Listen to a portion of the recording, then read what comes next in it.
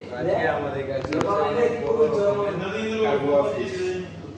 এটা দেখতে পারেন মেয়েদের এরকম কাটা আছে। মাছটা অনেক খেতে সুস্বাদু বা অনেক টেস্টি। এটা ছোট আছে, এটা ছোট সাইজ আছে। এটা রেট বেশি না, 380 টাকা রেট আছে। এটা 480 টাকা রেট আছে।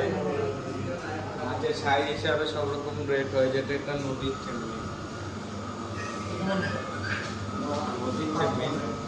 এটা কম রেট আছে, 400 টাকা কেজি আছে। এইখানে স্কুইড আছে, স্কুইড আছে, এটা 440 টাকা কেজি আছে। এখানে আরও চেম্মিন আছে, এটা 420 টাকা আছে। এটা ভাংরা আছে, আইলা আছে, বা এর অনেক রকম নাম আছে।